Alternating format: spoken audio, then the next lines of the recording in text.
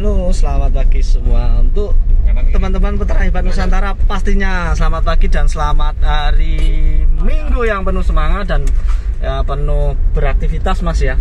Nah, di sini kita mau ke Turen Malang belajar ilmu bersama Mas Rizal dan teman-teman grup anggota grup 3. Nah, ini untuk sebelah kanan bersama Pak Supri dari Kediri, dari Kandar. Yang di belakang Mas Bisri dari Tulungagung, Unut, Blitar. Pastinya yang itu Mas Isan ya, asisten yang susah bergunanya. Dan ada mobil yang di belakang bersama Pak Huda dengan anggota keluarganya. Kita berangkat ke Turen Malang untuk ngaji bersama di sana. Pastinya ngajinya seputar ilmu peternakan. Seperti apa nanti hasilnya kita akan share di grup, dan tentang seputar ilmunya yang baik kita ambil, yang kurang baik kita bisa perbaiki lah, pokoknya seperti itu. Nah, dan saya ucapkan semuanya untuk peternak hebat Nusantara. Bagaimana Mas Isan, Mas Bisri, salamnya? Salam peternak sukses, salam peternak hebat, salam peternak Nusantara. Ya Guza, sadis. Bener ya? Semangat. Nah, sore hari ini mau praktek dengan seputar ilmu fermentasi bekatul dari Mas Rizal Akad. Kita sediakan tempat terpal yang lebar itu ya? Lebar. Jadi sekiranya si bahan ini tadi bisa setipis mungkin. Jika setipis mungkin, nanti kembalikannya itu cepat. Nah, terus pengalaman kemarin itu sekitar 2 sak itu lebih dari 1 kintal. Sekitar 60 lebih. Itu menghabiskan hampir 2 tandon 250 liter air, berarti hampir 500 liter. Itu hanya untuk proses pembasahan loh ya, belum proses penyemprotan dengan probiotik yang pakai sprayer SBP ya, sprayer tadi. Kalau sprayer tadi satu sprayer itu bisa cukup sampai 6 kintal atau 6 sak kalau misalnya diwadahi 50-50 kan. Berarti kita ditulis sisik kabeh ya? Dibasahin dulu. Sampai basah enggak? Ya, nanti ada batasannya. Kecuali nanti kalau sudah beberapa kali melakukan proses fermentasi dedek, sudah bisa ngira-ngira ya. Kita beli dedek misalnya kemasan satu sak itu 50 kilo kan. Nah, terus kebutuhan airnya berapa? Misalnya per 100 kilo dedek untuk membasahi kan. Misalnya kebutuhannya 100 liter. 100 liter ini langsung kita campur dengan probiotiknya bisa, biar enggak 2 kali kerja. Itu.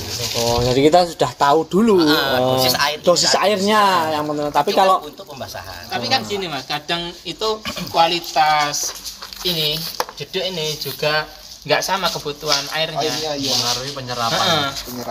Kadang kalau waktu malah ini ada patokan yang lebih ini lagi. Bagus, itu kan kalau misalnya kita mendapat harga yang sama ya, kualitas yang sama. Nah, kalau misalnya kualitasnya berbeda gimana? Kita cari patokannya dari kepadatannya Mas ya. kalau ini seneng banyu. Nah, betul. Memang kan dan Kasar paling kasar. Kayak tepung jagung ya. Jadi ini gambarannya, ini bekatul 1 kintal ya Mas ya, atau 2 sak. Ini gambarannya karena ini hanya mediasi teman-teman. Jadi ilmunya ini kita gambarkan bahwa ini bekatul ini 1 kintal dan ini proses pemberian air untuk nanti media bakterinya agar cepat meresap ketika melakukan penyemprotan seperti itu. Ini ya. Kalau misalnya beda kualitas atau beda bahannya ya, yang kita tadi yang saya bilang di dalam tadi, kalau misalnya dikepel gini, nah ini kan masih jelek ini kebanyakan air, harusnya nggak keluar air. Tapi ini keluar air, ini mamel gitu ya? Mamel, ini kebanyakan air ini. Kalau kebanyakan air gampang tinggal ditambahkan. Oh, tambah katulnya. Katulnya bisa ditambah. Pokoknya ini gambaran tok kan? Ya. Per 1 ini. Setelah jadi, oh iya, dalam prakteknya secara asli sama sekali nggak memakai tangan, kita semua dikerjakan pakai kaki, termasuk pembaliannya pun pakai kaki. Loh kok? Oh iya ya, iya. Ya pasti. Selama ini pakai Enggak disaru. Enggak Ya bisa. cuma dilewatin gitu kan. Termasuk waktu nyampur mie sama apa namanya? Minyak terus sama premix, kita nggak pernah yang namanya pakai tangan gini-gini kayak orang-orang itu. Tapi ini tipis Mas ya, harus tipis. Berarti untuk media campurnya itu agak luas tempatnya ya. Kalau agak bisa. luas. Kalau bisa luas. Satu apa namanya? 1 meter? Lebaran ini sih Iya. apa namanya? Misalnya terpal ya. Terpal. Ini kalau misalnya bisa mewakili 1 butir ini, itu nggak usah dibalik, cukup disemprot rata udah. Berarti semakin tipis semakin bagus. Betul. Kayak nyampur premix. Sama nggak usah pakai gini-gini. Cukup kita ambilkan 5 kilo atau 10 kilo premix yang misalnya 200 atau 250, kita masukkan ember sama pakan yang 5 kilo. Udah. Ini tipiskan setipis mungkin diterpa. Tinggal ini dibagi, nggak usah dibalik-balikin. Sama saja itu. Setelah ini udah agak basah, baru kita semprot pakai apa namanya? Pakai tadi yang ada SBR. Nah, Ya namanya. cukup berjalannya itu nyemprotnya lambat, kayak nyemprot sekem misalnya kan. Pokoknya yang penting semua kena satu semua, dan misalnya dimulai dari timur berjalan mundur ke barat, udah cukup. Ini kita jalan, bukan nyemprot, tapi dengan tujuan untuk membalik. Seperti balik sekam. Oh, balik Seperti sekam. membalik sekam. Jadi kan tadi atasnya yang disemprot kan. Nah ini dengan kayak gini, dengan asumsi bakal bagian bawahnya kebalik ke atas, yang tadi itu kembali ke bawah. Disemprot ulang 2 kali. Kalau belum yakin, mau gue tambahin 3 kali. Nggak ada batasannya kalau kayak gini. Rumus-rumusnya nggak ada. Terus kalau ini sudah jadi, misalkan ini kan hanya percontohan. Ini kalau sudah jadi penyemprotan tadi, dibiarkan atau langsung tutup? Apa Tutup. dimasukkan ke karung? Dimasukkan ke ini apa namanya? Plastik, bukan. Drum bisa. Bisa bisa. Yang ada Ke karung nggak bisa ke karung ya? karung Ngobos. Ngobos ya ngobos. Yang kemarin itu, yang paling murah ya pakai Plastik. broding itu, wis. Saya pakai itu soalnya. Pakai broding. Plastik broding itu kan Plastik masih broding kan panjang itu. Oh, plastik. Misalnya musa, pakai musa bisa? Bisa. Apalagi pakai plastik sampah itu yang besar, itu masuk itu. Masuk. Diikat ujungnya Mas. Betul. Jadi seperti itu teman-teman. Ya gitu toh. Ternyata kalau kita praktek langsung mungkin ini hanya sekedar media, kita semakin paham ya. Kalau ada gurunya mungkin. Tingkat kebasahan, kalau ini kan tadi batasannya seperti itu ya. Ya, bahasanya bahasa. Untuk pakan PT enggak sebasah ini. Jadi cukup dia semua kelewat, misalnya kita susun rata seperti ini ya. Semua tipis misalnya kayak gini pakan nih. Nah, misalnya 1 sak. Ini kita semprot, seret rata semua. Balik lagi seret, nggak usah nunggu gumpalan seperti ini. Pokoknya semua kena semprot, langsung kita dikumpulin, tapi nggak dimasukkan wadah. Dalam prakteknya seperti itu. Saya langsung tutup sekem, pakai apa namanya, terpal, tutup rapat ini, tanpa benar-benar anaerob pakai plastik tadi yang dikasih. Itu EH hanya butuh waktu 12 jam. Semua pasti tahu lah EH. Pakan jelek itu. Pakan jelek ya Mas ya. Pakan jelek. bukan West Hope. Wes hop. Wes hop ya. Suruh berhenti ya. Lain enggak lagi nyuar masih jalan ya.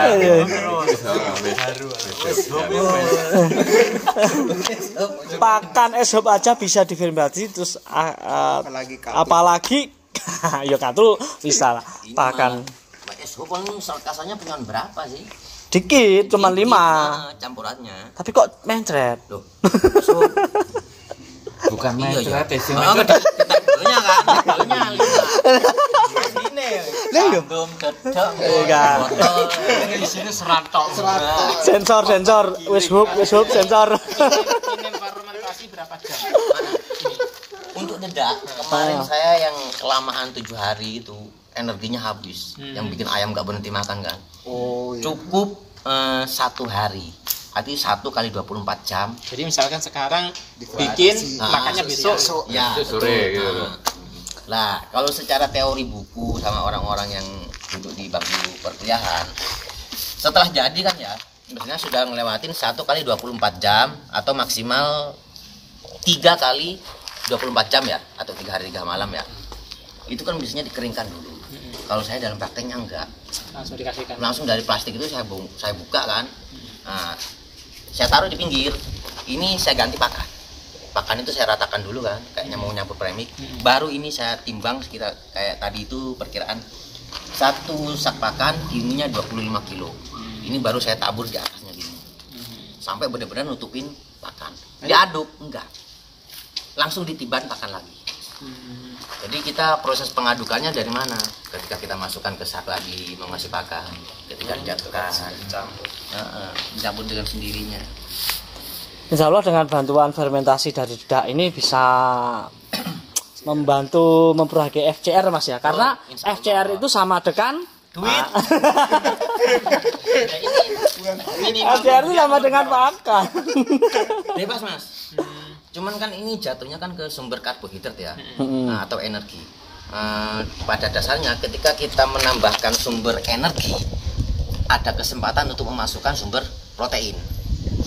Jadi sampean misalnya mau masukkan ragil, ataupun asam amino, ataupun premik, bisa lewat sini. Bisa lewat sini. Tapi kalau misalnya pakannya sampean, pakan sudah jadi, tanpa penambahan sumber energi langsung tambahin premik, mencret. Malah rusak. Harus diimbangi dengan energi dulu. Itu yang banyak kasus kaki yang pada glosor ke belakang. Oh, terus batas waktunya tadi Mas Rizal ya, semakin lama difermentasi itu semakin bagus apa tidak? Semakin rusak. Semakin rusak. Makanya kita perlu paham, misalnya bahan ini, misalnya dedak ini kandungan seratnya berapa sih gitu. Terus abis itu kayak onggok itu serat kasarnya berapa sih gitu. Kita harus paham. Kalau bisa kita nyatet sendiri atau cari di Google itu kan nilai nutrisi atau kandungan nutrisi bahan baku pakan. Itu ada semua kandungan-kandungan seratnya. Jadi kita nggak usah pusing-pusing. Kalau misalnya kita pernah fermentasi dedak ternyata hanya cukup 1 hari sampai 3 hari. Kalau yang lebih rendah mungkin nggak sampai segitu. Kayak pakan tadi kan seratnya lebih rendah kan. Iya, seratnya hanya rendah. butuh 12 jam langsung kasihkan ke ayam, monggo sudah bagus Mas ya. Sudah bagus. Itu untuk pakan yang Ya. Wes hope. Tapi menjadi kelas BR1. Ya. Nah, tambah tukune ra puyeng, Pak.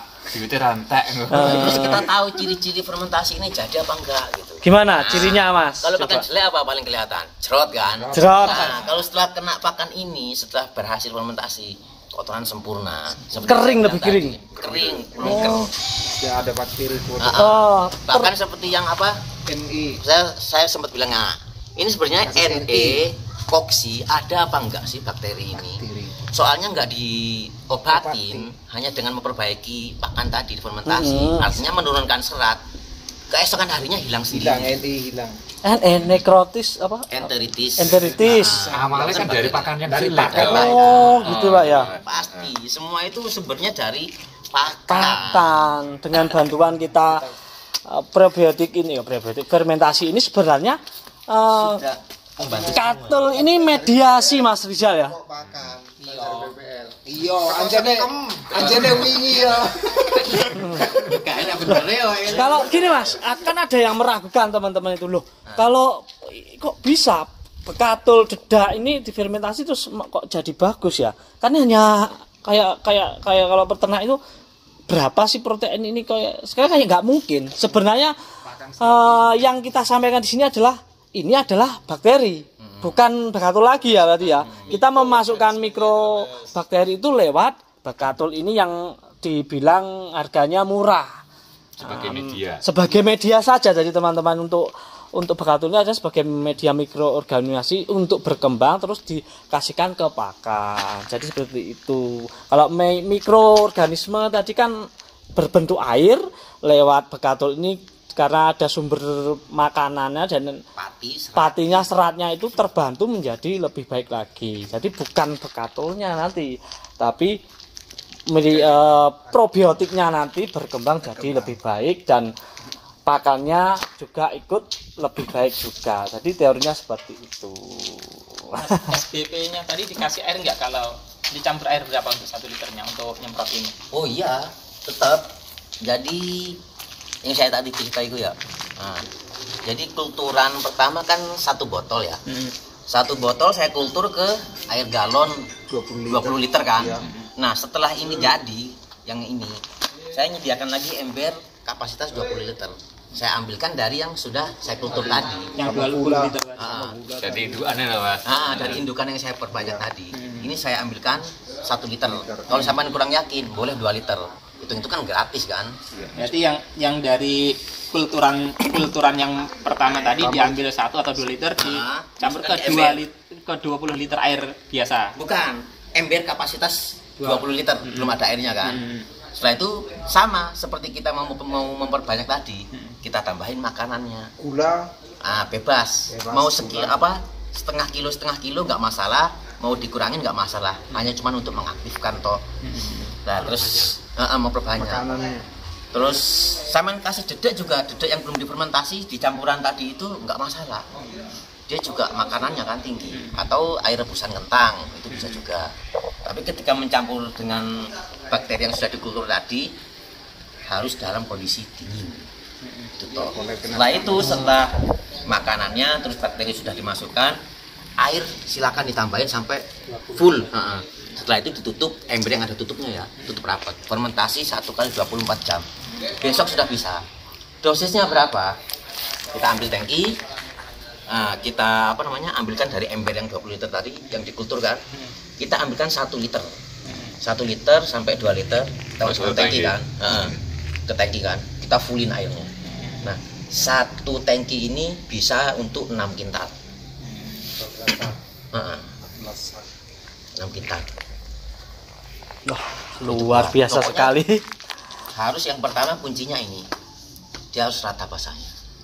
Sama pas ketika fermentasi, setelah fermentasi tadi itu dia harus tutup rapat. Kalau enggak yang kemarin Jangan kena angin, kena angin. Tadi untuk mengkultur tadi gula putih 1 kilo, gula merah 5 keping, molase 1 botol, ragi jerami tape, terus gula untuk tabur donat 1 kilo.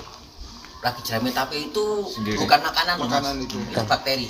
Itu untuk apa itu? Bakteri juga sama. Sama dengan es. Nah, kalau saya bikin probiotiknya buat minum ya, yang diminum, tadi Mas Kono menanya juga kan.